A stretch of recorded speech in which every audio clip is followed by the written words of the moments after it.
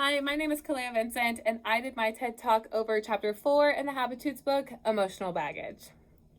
Towards the end of my second Catalyst session, our group's very first time meeting in person, my facilitators, Riley and Vedant, told us that from now on, our journal time would be student-led, and they needed someone to volunteer to go first. After that forever present awkward pause that comes when a teacher asks for a volunteer to do something, where everyone tries to avoid eye contact and hope they don't get called on, I figured I'd take one for the team and attempt to facilitate our upcoming journal. Since we only meet once a week, I put the task out of my mind pretty quickly and decided I'd think about it some other time. And in the fashion of a true procrastinator, I waited until the night before my class day to start my prep work and try to figure out what the heck I was supposed to talk about with this group of people I barely knew. That's when I settled in to read Chapter 4 in the Habitudes book, Baggage Fees, and my outlook on the internal emotional baggage that I carry every day changed completely.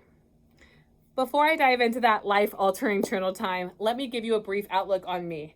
More accurately, a look at the way my mind processes. I like to think I process out loud and with others because I know how bad it is to keep everything bottled up on the inside. But the reality is, I think through everything internally until eventually I just reach my breaking point.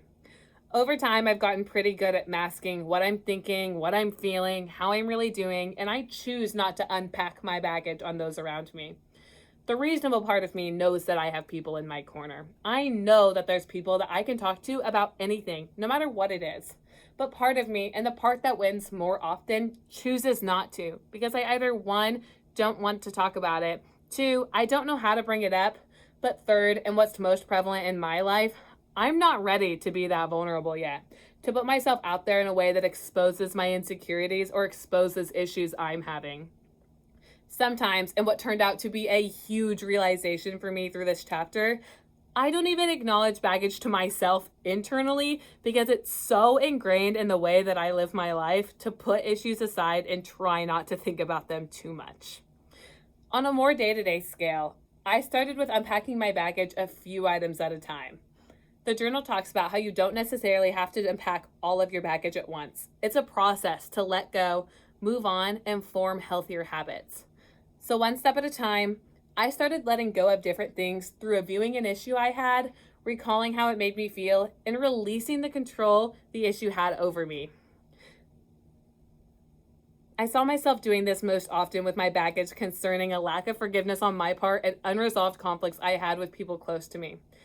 The more I started to unpack these things, the more I realized that a lot of the things I felt upset about were because I let issues stew internally instead of dealing with them and moving on.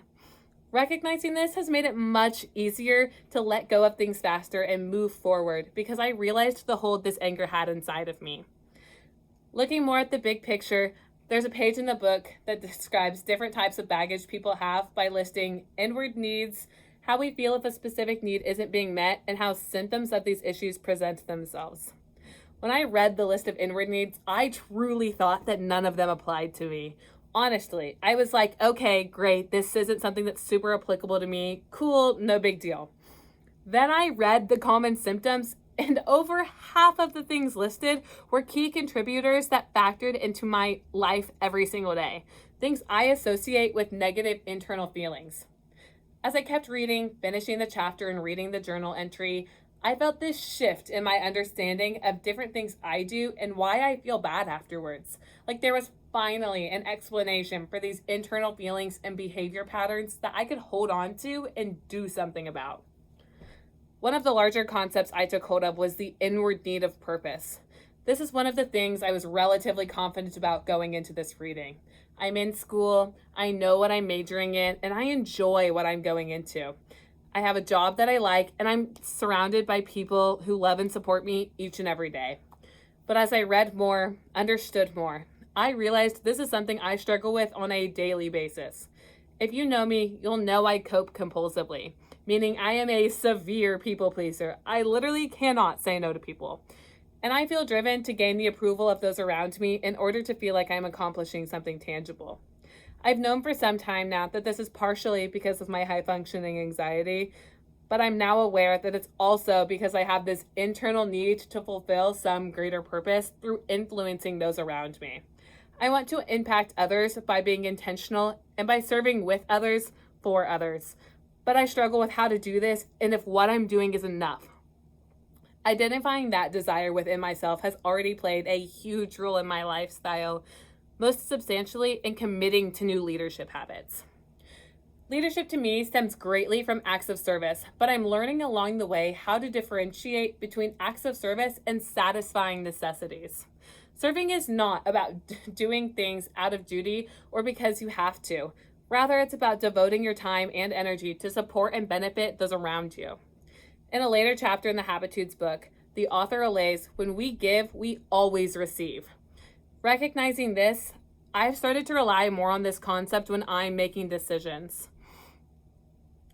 For example, I really wanted to find new ways to devote myself to serving others on a more regular and consistent basis. I committed to this thought by taking steps to actually and actively find ways to serve instead of continuing to say, I'll get around to it when it's more convenient for me.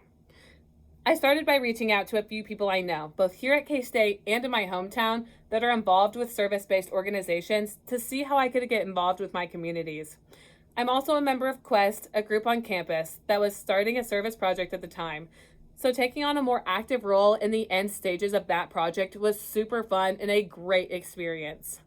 Taking those first steps really jump-started my track to serving in the immediate future as I set up different ways to be involved in my hometown this summer with a summer library program and a local food bank, as well as joining Silver Key on campus for the upcoming school year that's a service-based honorary program. Through identifying baggage I've been able to start the process of transforming the way I handle my baggage healthily. From the daily shift in coping with my baggage to understanding more of my purpose and taking real, definite steps towards achieving those goals, this chapter has impacted my life in the most positive way possible. Not only did the book and journal section truly advance my understanding of these things, but my class group provided meaningful discussion that pushed me to think further and really challenge myself to respond. When I started facilitating our discussion that Wednesday many weeks ago, my group was present and they were ready to unpack this habitude with me. Without that, I truly don't think my outlook on baggage fees would have gone so deep.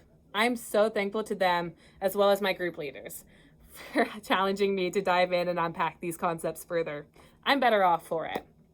Unpacking emotional baggage and breaking free from emotional bonds can be so difficult to recognize, but forming healthy habits and taking steps towards true progress is imperative for internal gratification.